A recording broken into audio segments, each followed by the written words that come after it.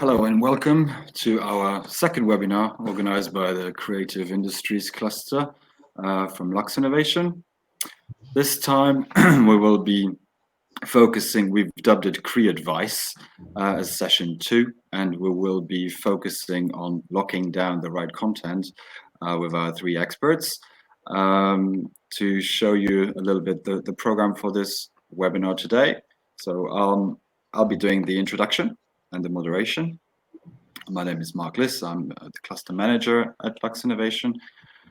Then we'll have different experts talking to us about their fields of expertise. We have Tom Weber, digital director from RTL Luxembourg, who's joining us.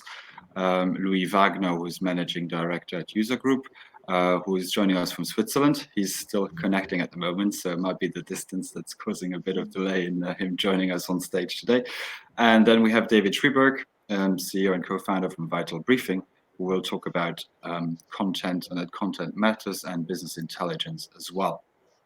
We've prepared, for those of you who might not be familiar with Livestorm, with this tool yet, we've prepared a few questions in the shape of a poll. So if you look at the poll tab on your right of the screen, there are 3 questions which I'd ask you to maybe answer now. It should be rather quick as the questions relate to various topics.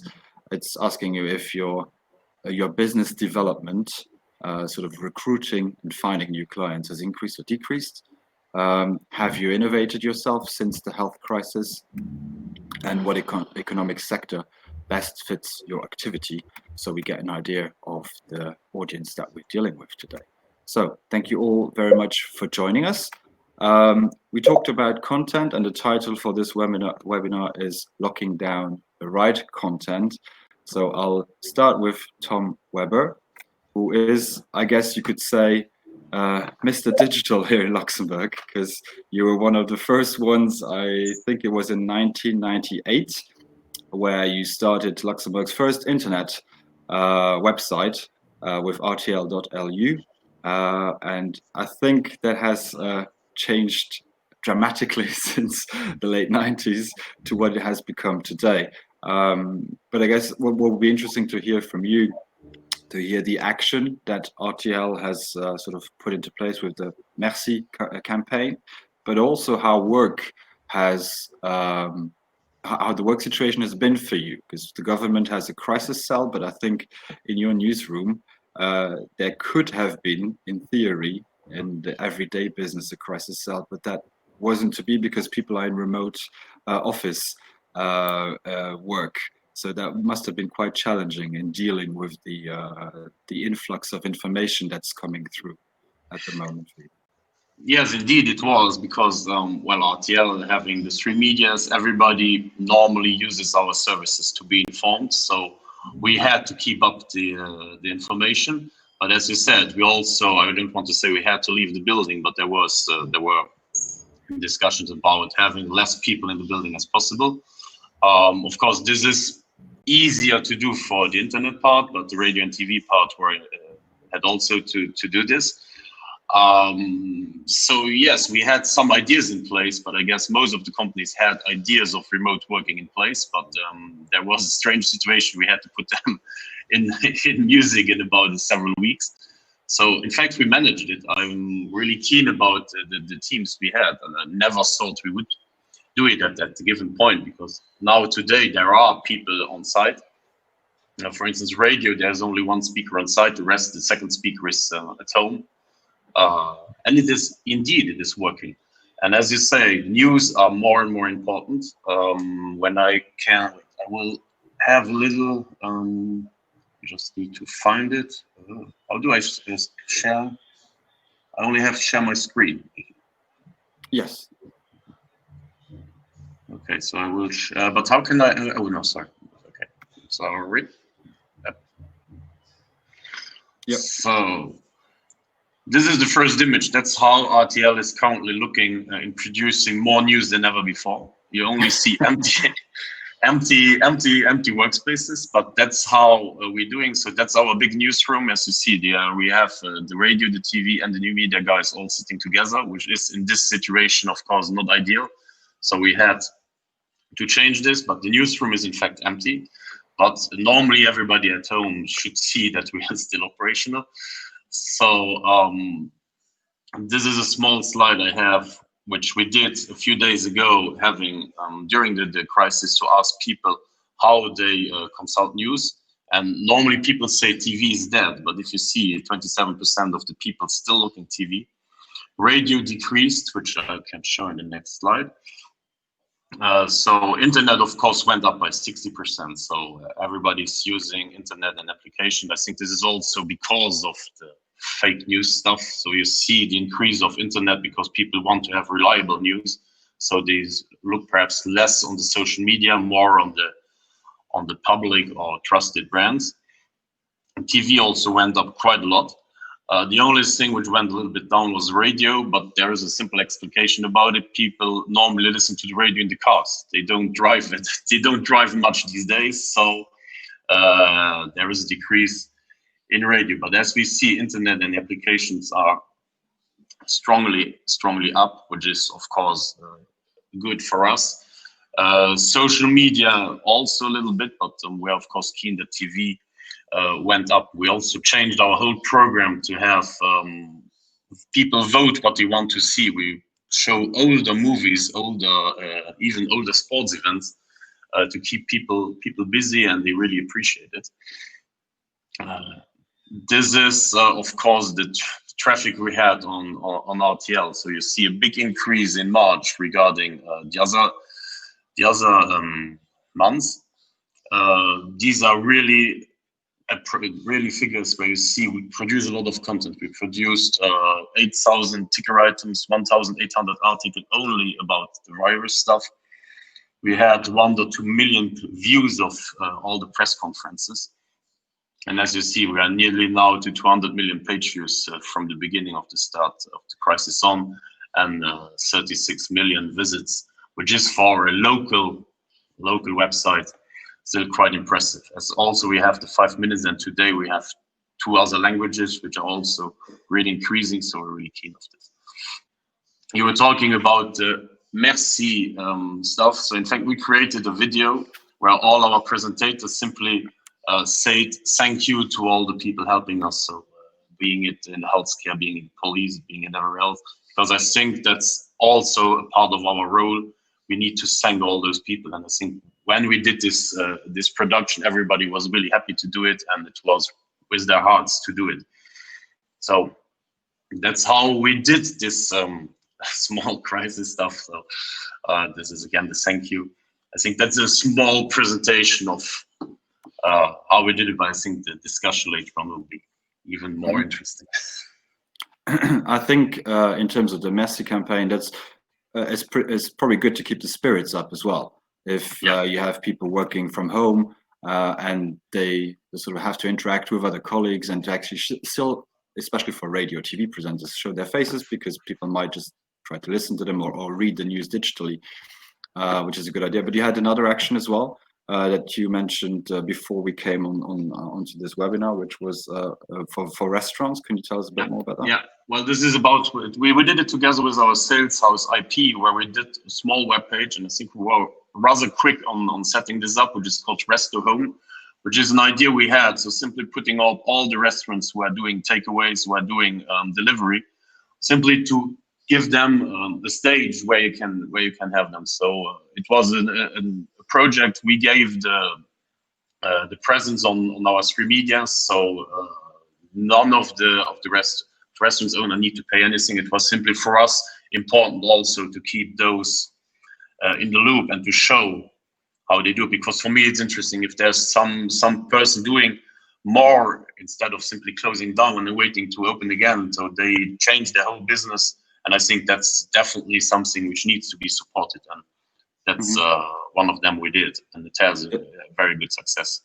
That was a subject or a question that was asked during our first webinar as well. There seems to be this discrepancy where a lot of creative businesses are actually more active than ever. I mean, you've showed it with your figures, but also the discrepancy in saying people wanting to communicate, and that's then the topic of this webinar in terms of content, but outlets or creators offering it for free. I mean, it was the same for you, wasn't it?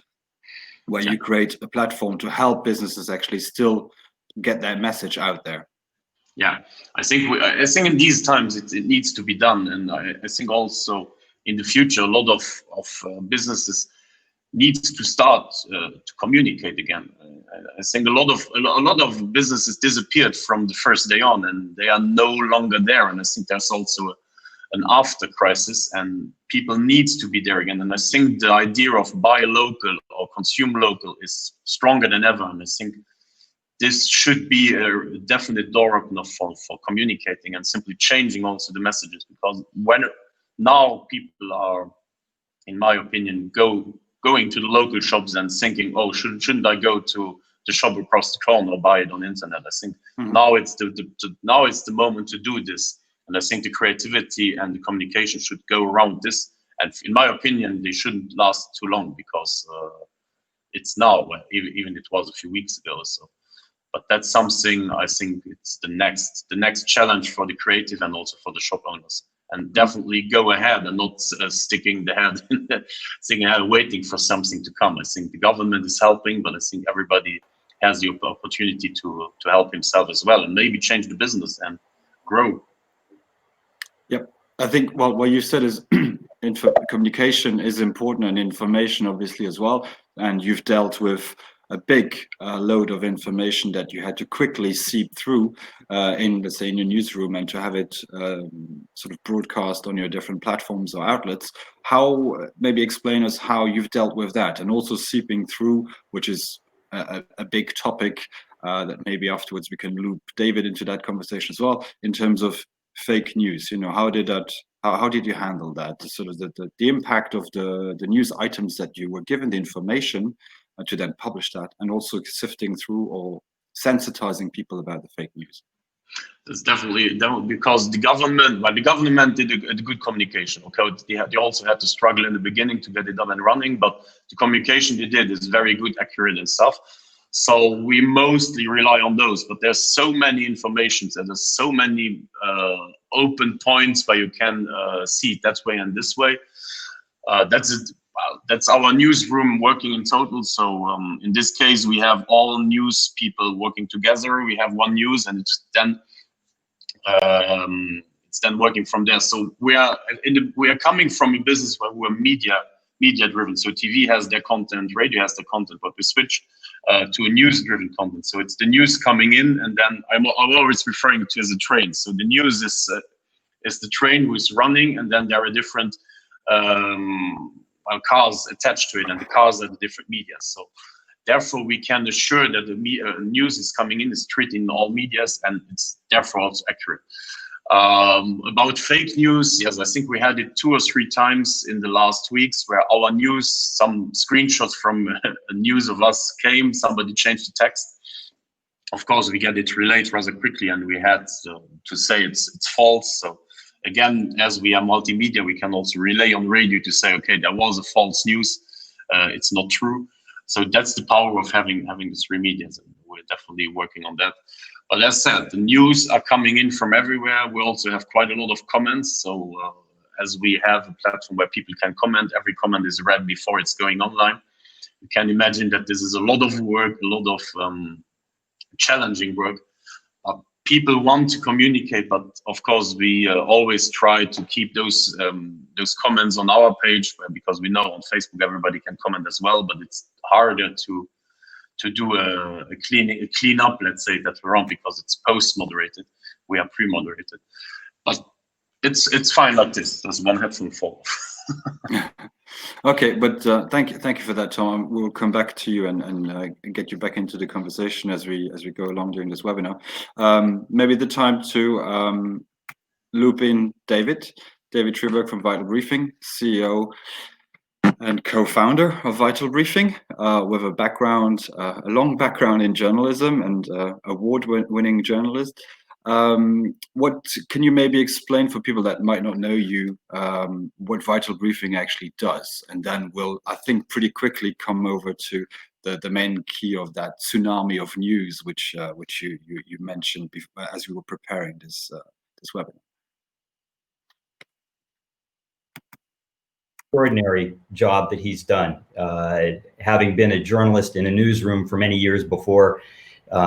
For instance, having covered the San Francisco Bay Area earthquake in 1989, when we lost all capabilities for the first hours, and people are desperate to communicate in these kinds of crises. The fact that you're able to do what you do and get the audience that you're getting as a result is really impressive. So congratulations on that.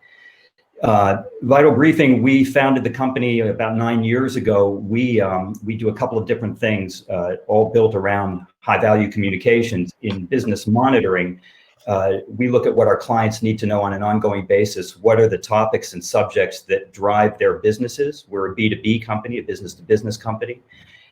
So we look at the problems that they have in terms of understanding what they need to know, filtering out the noise, and getting them what matters. So we work with them to define exactly what it is that drives their business and the information they need to make their decisions. I'm going to see if I can share this little.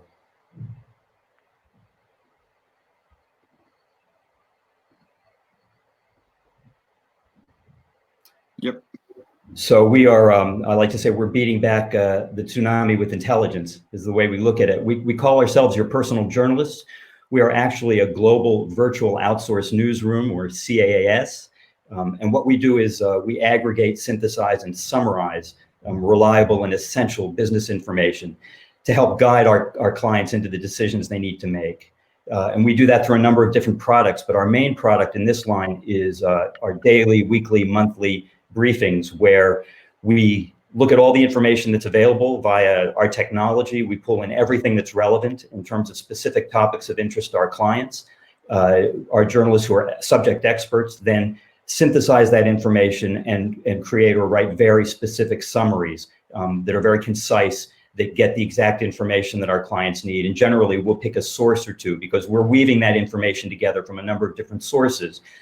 So our journalists will synthesize that information into very concise summaries and pick a best link if our client wants to go deeper.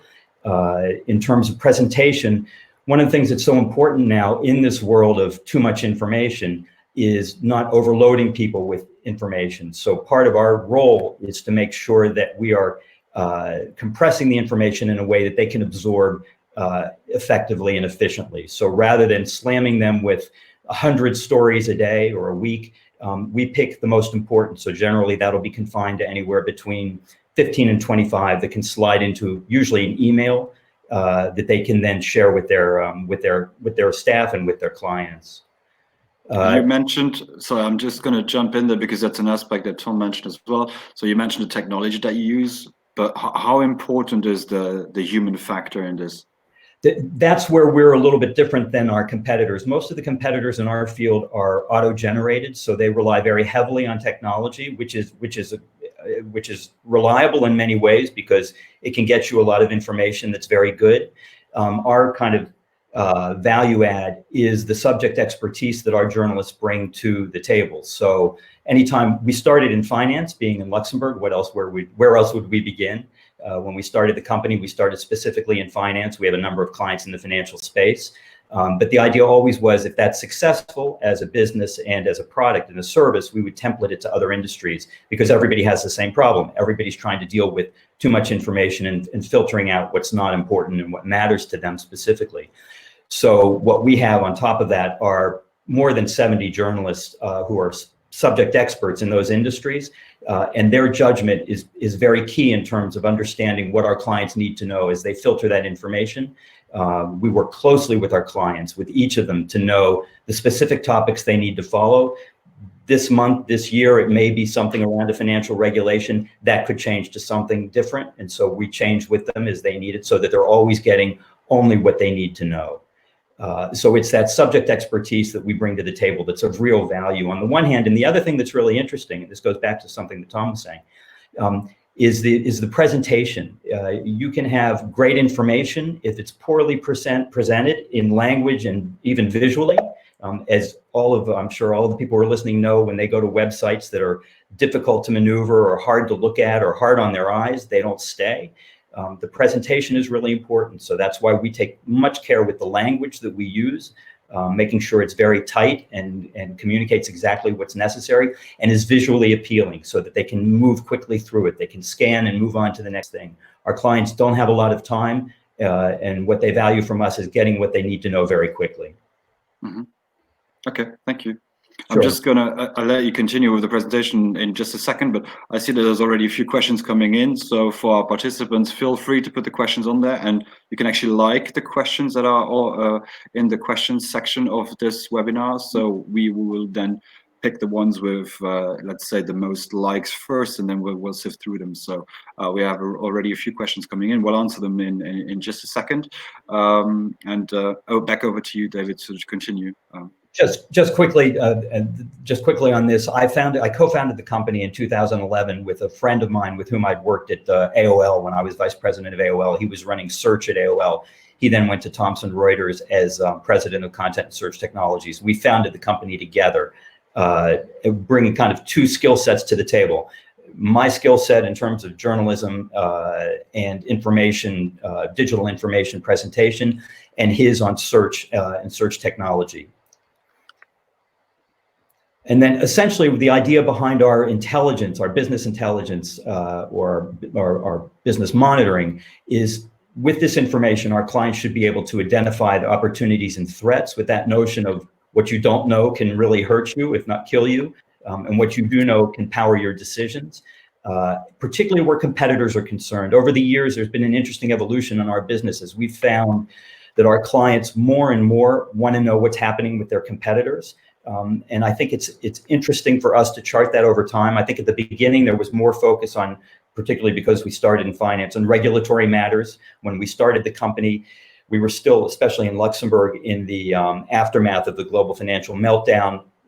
Financial institutions in Luxembourg were really feeling the impact of that, and so they really needed to know what was happening with regulation. Over time, both in the financial sector and in the many other sectors we've entered, what we found is they more and more want to know what their competitors are doing. And that makes sense to me because it serves as a base for everything else that we cover for them: technology, products, staffing. Pretty much everything ends up coming back to competition, because as the world has become more competitive, to a large extent, that's how our clients are measuring themselves and the products and their evolution, their business decisions for the future. So I was going to say, in this current situation, when doing the analysis for one of the clients, do you then feel that there's actually more information to seep through now? Are people communicating more, as in your clients' competitors? So you have to package it differently and kind of like get them this business intelligence in a different shape, or the volume might be bigger in finding the information for them? It's very interesting, and back to Tom's point again, in terms of the need for communication, we have seen that the need is greater than, I'd say, certainly in the history of our company. Given what's happening, people are desperate to know what's happening, not just with their competitors, but within their industries, and we can go industry by industry. The impact is massive on every industry in the world, and certainly that includes all of our clients in their industries. So there is that. There is a particularly heavy flow of information right now, absolutely. We'll talk more about fake news, I think, a little later in this conversation, but weeding that out is really important. Our clients depend on us for that, as they do on every medium. But in terms of our products and our approach, we've been fortunate in terms of operationally, we have really been untouched by the crisis because we are a virtual digital operation. Our people are scattered all around the world. Our core team, some are in Luxembourg, some are in other countries, the full-time core team, and our journalists are literally all over the world. And so we were well equipped for something like this. We didn't have to shake up anything in terms of our operations, thank God. And in terms of product, we kind of, over the years, we've continually surveyed our clients to ask if they want different formats, if they want us to add visuals, if they want us to add video to our briefings. And consistently they say, for the core kind of business monitoring and competitor monitoring, no, they want the format that we use, which is very straightforward. It's text-based, it's short and concise, And I don't think there's been anybody asking for anything other than that in this particular situation. Mm-hmm.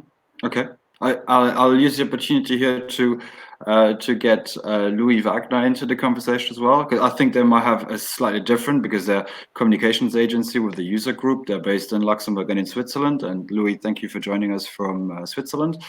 So Louis, can you maybe explain us a little bit about the user group and the expertise behind it as a communication agency? With David just mentioned sort of text form to get the clients the briefing. I think for you that is you have a slightly different business model. Yeah, let's say, I mean, let me just take over here. Uh-oh. Yep.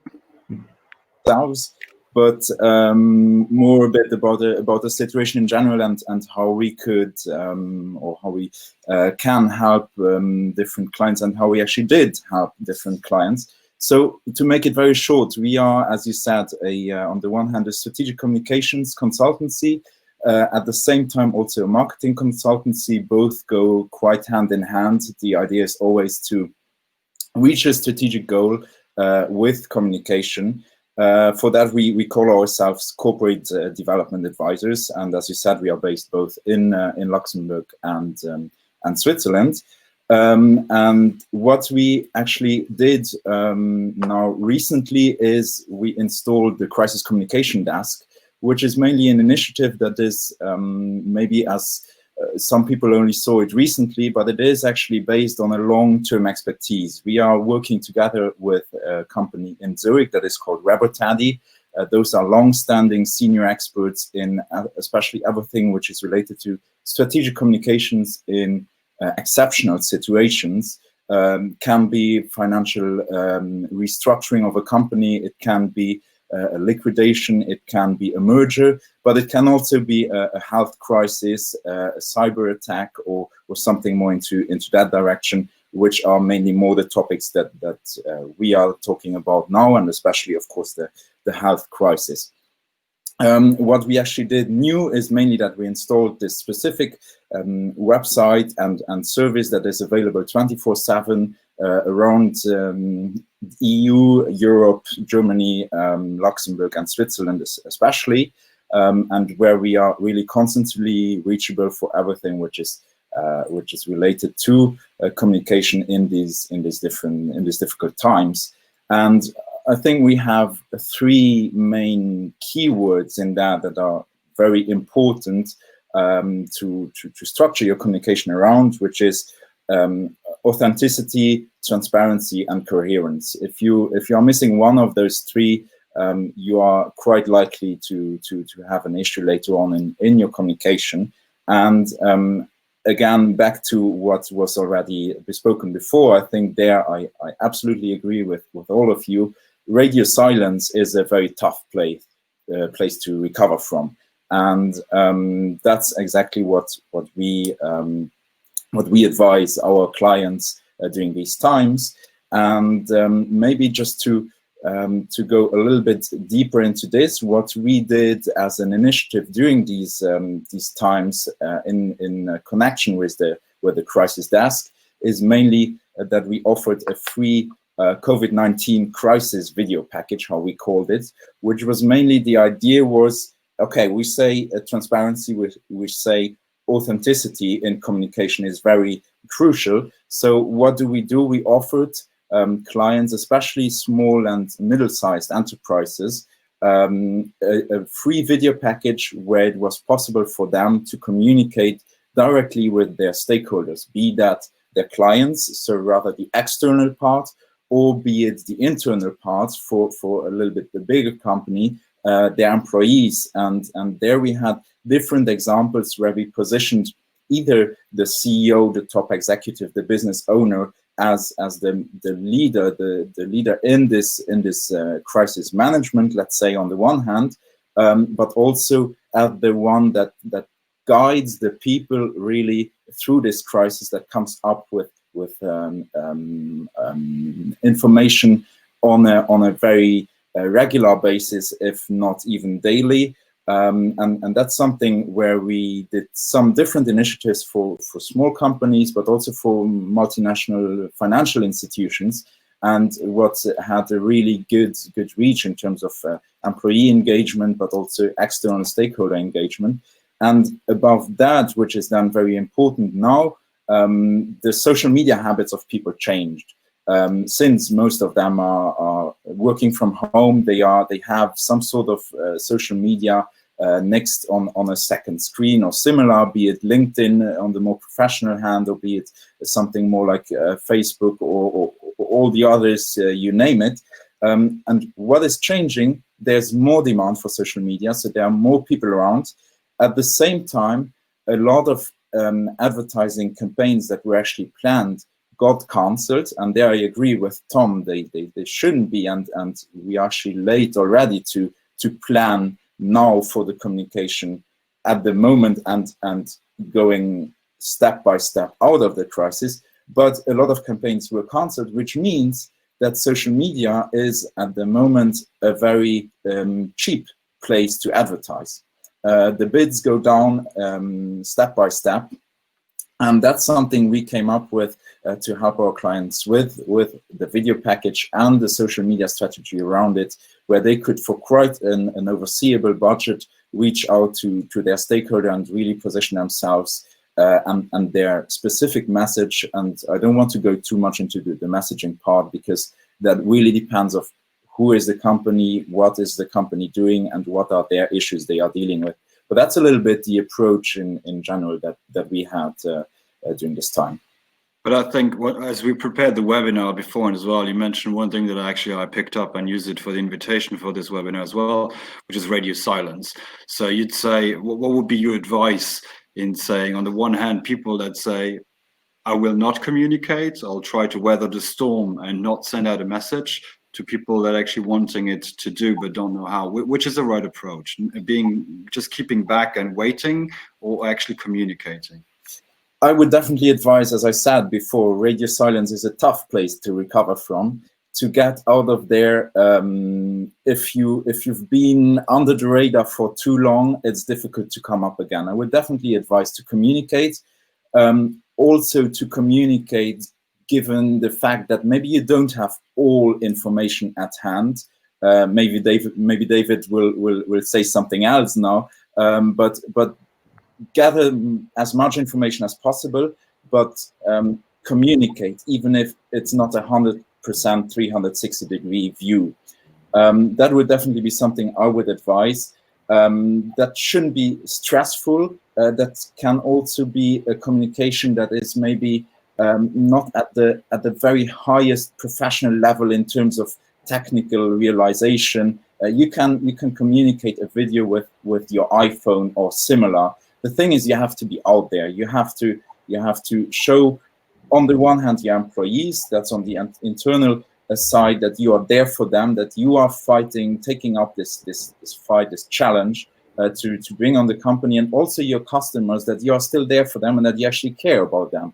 And that's, I think, a message at the moment where a lot of trends are going more to buying local, strong together, and all of that more or less trend, let's say, will lead people to actually listen to that message, and you will find some sort of empathy there that is very crucial in this time. And there I would definitely advise, therefore, to communicate if it's somehow possible. Marc, okay. Since Louis challenged me to disagree with him, I want to jump in. In fact, Louis, I couldn't agree with you more. I think the worst thing that you can possibly do at this point is to disappear on your clients and your audience. Absolutely. And I think we've seen it on a global level. If you look at the leaders who are most effective in terms of leadership right now, it's those like Angela Merkel or the Prime Minister of New Zealand. Whereas if you look at the President of the United States or the Prime Minister of the UK or some other leaders, you'll see where putting out incomplete information, misleading information, empty feel-good kind of information. One who's gotten a lot of respect and press in the US for being effective is Andrew Cuomo, the governor of New York, who's very human, in expressing what's known and very human in expressing what's not known. And I think that's just as important. There's nothing wrong with saying I don't know. What's wrong is saying you do know when you don't, or just not saying anything. Mm-hmm. Exactly. Completely agree. There's another part there which I'll whilst we have you on the screen, David, the question about quality beats quantity. So how would you advise people to do that? Because there is really this sort of tsunami of news and people communicating, but it seems to me that you can't see the wood for the trees anymore because everybody's communicating, and there's that noise that you described before. So how do you get that quality and to beat all that quantity that's out there? Mark, you know me well enough. You know what my answer is going to be. Hire Vital Briefing. Seriously, the serious answer is I think every information consumer needs to consume information the way that they consume products, other kinds of products, cars, food, whatever it is. You look at all of the options.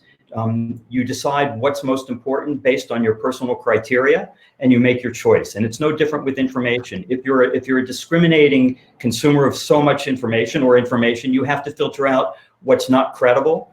So to some extent, you do rely on companies like us as a business to help you do that. But as individuals, you generally know what sources you trust, and there are certain criteria that you should apply to that. For instance, are they sources that verify the information? Do they correct mistakes? What is their process for verifying the information? This whole notion of what's fake news and what isn't. There are plenty of guides, and I'm happy to provide them for anybody who's interested. There are plenty of guides of kind of checklists of things you should look for in assessing the quality of the source, and that's what we do.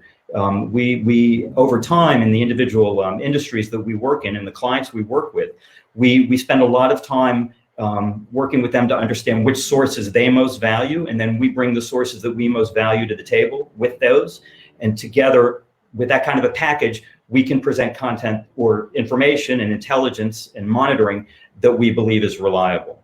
Mm-hmm. I think you just have to be discriminating as a consumer. Okay, I'll quickly check the questions. So I think we can now go to the Q&A. I'm just checking.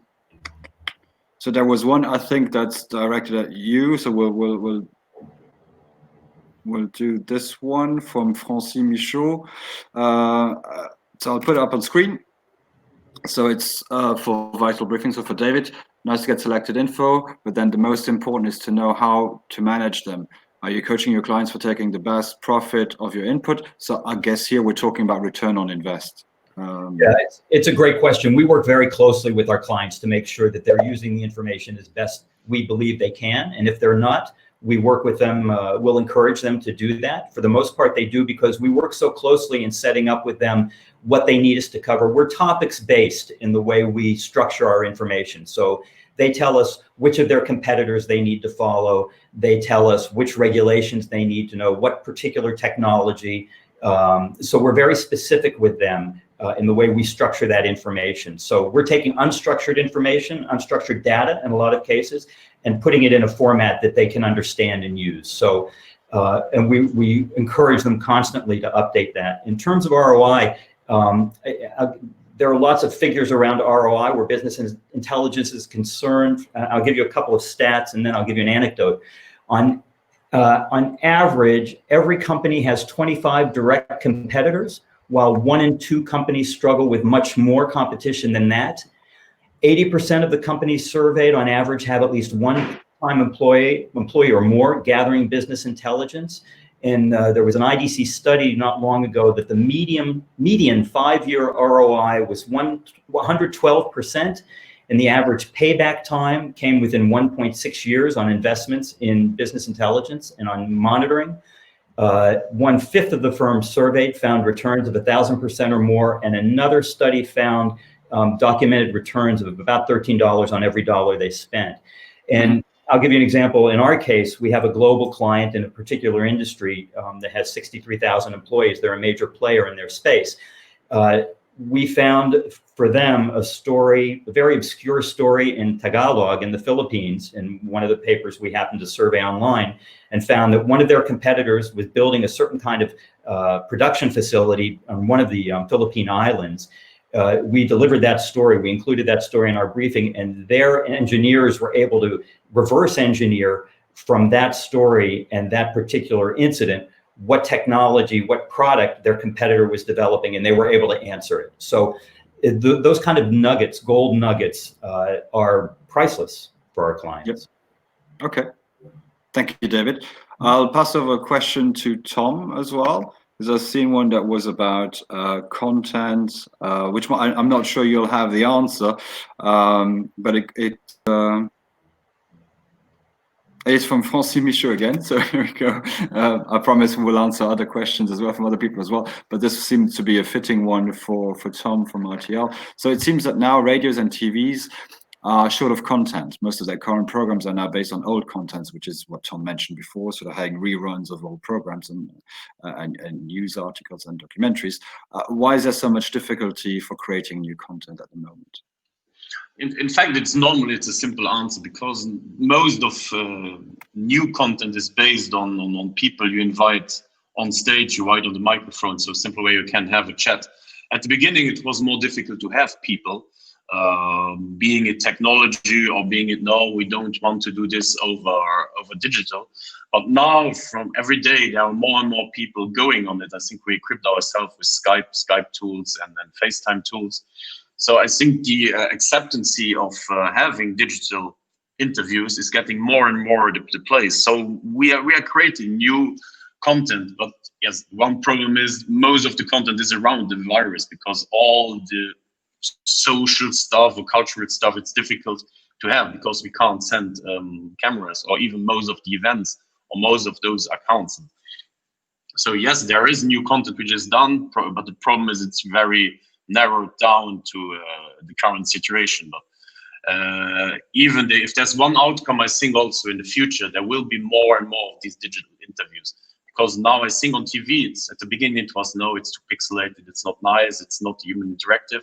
But at the end, I think everybody sees nowadays, and it's working. And I think people accepted it, and it will change. It will change journalism also. It will change how we interact with people we invite, or even with the outworld, because now everybody could be interviewed from the home, from wherever he is in the world. So I think that will be a challenge, and I think it will be a lot new content and I guess more interactive content. So from now on, we always say internet is a two-way technology because people can interact. But I think radio is as well, but TV might be as well. I think we're working on new ideas, not only in Luxembourg, but also RTL Group around the world. I think there will be new formats which will be, I saw some of them, will be really cool, and it will change. I think COVID will have changed also journalism, but also not only journalism, but fun stuff on the media. Thank you, Tom. I think you're absolutely right, Tom. I think our profession is changing by the minute as a result of this situation. The kind of reporting that's happening wouldn't have been imaginable before. The kind of, as you say, the kind of video interviews that people will accept and will accept moving forward. And unfortunately, we're probably looking at similar situations in the future with smaller pandemics or smaller, again, shelters in place. We don't know how this is going to roll. So yes, I think this is really changing. As a dinosaur of a journalist, as somebody who was doing live reporting as a text reporter for so many years, I'm sorry to see that we're going to lose so much of that human-to-human interaction that's so important in terms of understanding the flavor of what's happening in a particular story. I hope we're going to be able to get back to that, but I think it's going to be forever changed as well. So it is a time of profound change in our profession. Yeah. I can also, that's our German RTL says. At the beginning, they wanted to do TV shows with no audience. There was some host who refused to do it because they say, if nobody's clapping, I'm feeling lost. It's very stupid, but it is as such. If you are in front of the audience, nobody's clapping, you're alone, you're looking at the camera. It's changing. You need to get used to it, and I think now we need to get it, and it will change. Yes. And you already feel it when you watch TV now and you look at the, you know, everybody's running old broadcasts now, and you see all those people sitting together in audiences, and you think that can't happen anymore. Yeah. For how long? That can't happen. It's like watching watching film strips from, you know, films from the 30s and 40s. It seems so outdated. Okay, thank you. Time is flying, so we're nearly at the end of the webinar. But I wanted to take one more question because I think it's a really good one, and it's been liked quite a lot from Egbedine van der Torre. So I'll put it up on screen, and if you could all just maybe briefly give me your answer to that.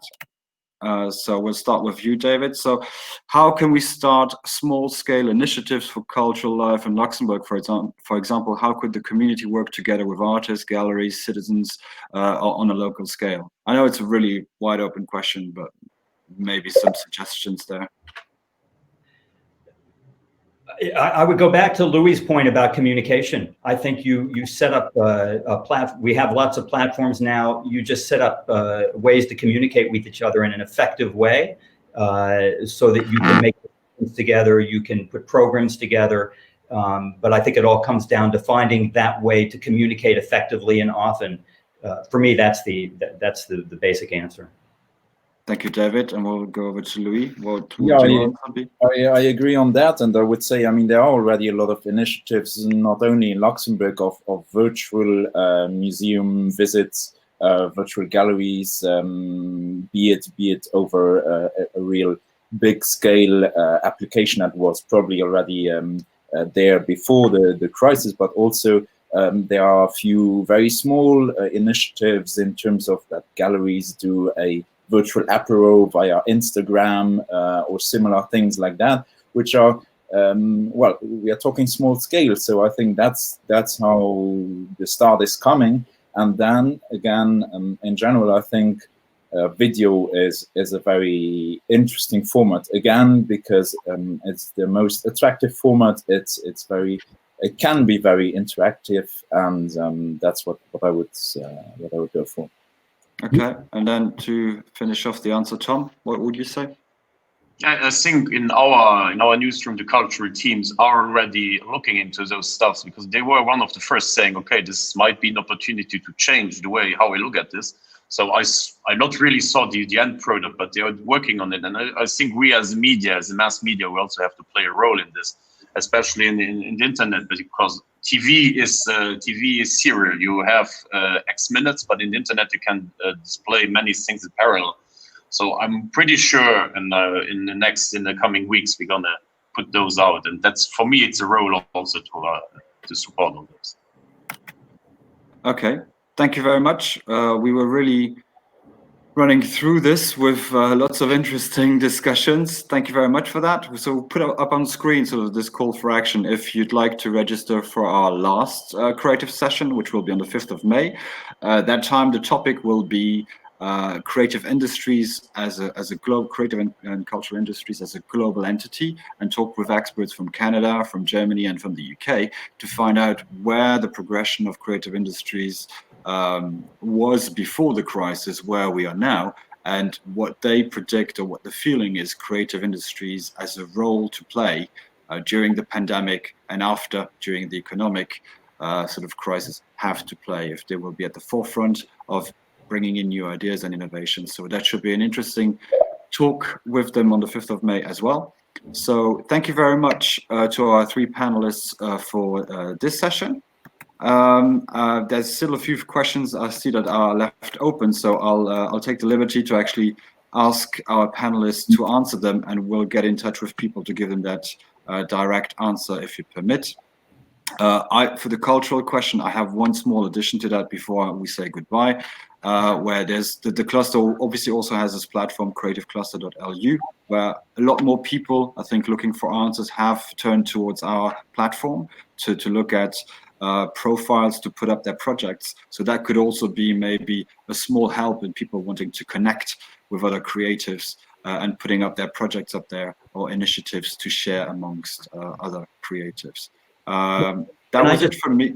Yes, Marc, David? let me just jump in for a second too. I wanted to mention Louis and his firm coming up with that great product to help people. We don't normally do free products, but we are in this crisis doing a free daily business update covering Luxembourg, Europe, and the world. So if anybody's interested in getting on the subscriber list for that, please do get in touch. Yes, we will. Thank you very much, Tom. Thank you very much, David. Thank you very much, Louis, for joining us and for your expertise and for answering the questions of our participants. I hope you all enjoyed it, and hopefully we'll see you for our final session next, the 5th of May next week. Thank you very much. Stay safe and take care of yourself. Thank Bye-bye. you. Thank you. Bye-bye. Bye. Bye.